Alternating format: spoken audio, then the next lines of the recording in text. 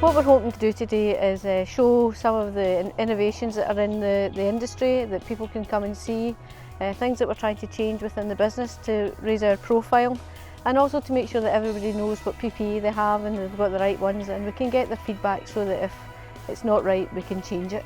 So it's giving everybody an update on the business, what's happening going forward and with our tenders, but also to have a practical side to it to make it a bit more interesting for everybody, and hopefully somebody will take something from one of the exhibits and that would make it all worthwhile.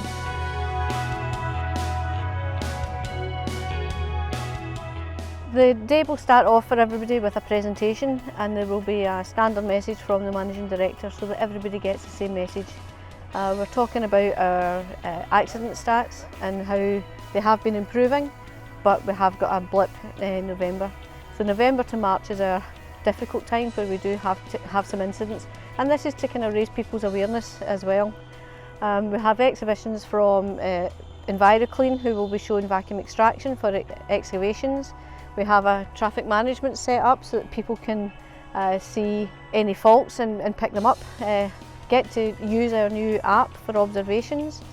We've got HIS and ATG gloves so they can look at all the different PPE we have, and also looking at defects in vehicles, because it's very important that all the vehicles we have are safe to go out on the road, and that you check anything before you take a vehicle, and if there is a fault you have to go and get it rectified. From a fleet perspective, the reason we're here today is firstly to join in and be part of the Safety Day. Very important that we involve fleet as part of the safety. Almost every job we do involves vehicles of all different degrees and different types, but primarily they're our tool to get us out to work. So it's important from that aspect that they're kept in a good condition, and our guys are actually having a walk around checking the vehicles just to make sure that everything is safe, secure, and on top of that is legal.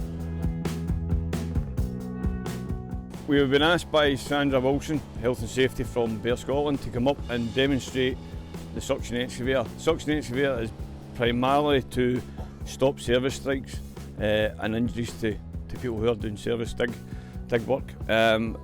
We purchased these machines purely because the strike rate in Britain has gone up yearly, and it's a safe system of work.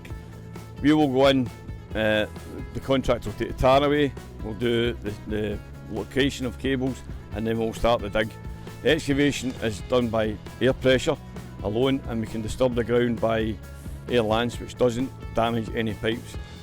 A good digger driver will always be a lot faster, but has potential to hit a service which can cause major incidents and also injury. Basically it's a better means to make things safer. At ATG we're a manufacturer of premium quality hand protection, and we've recently been doing some trials with Bear Scotland and the safety team, Sandra and her team, and I suppose today is really about creating awareness around what the latest technology that's available in hand protection. Also with some of the samples that we've sort of shortlisted, if you like, we're just sort of getting some feedback from the guys that are working out on the network to find out what they think of them, get some feedback, and hopefully look to try and improve wearer comfort, performance and hand care for the guys that are working out on site. Having the right size gloves is imperative, and also wearing the right glove for the right task is imperative as well.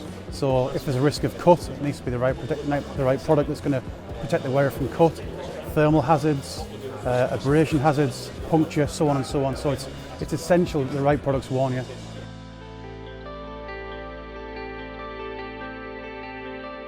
Scotland Braves manufacturers, they're only a year old, and they employ veterans with disabilities.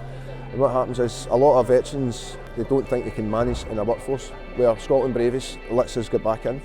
It's a gradual, it's not like they expect us to go in and start working straight away, because understand that nobody works in a factory in the army, and it's a big learning curve, so they give us that opportunity where we're not feeling under pressure to start straight away at a high level. It also gives us that opportunity to get back into the workforce, because a lot of veterans that are injured haven't been working for years. The Scottish Bravies give us that opportunity. health and safety, it's live, it changes in an instant.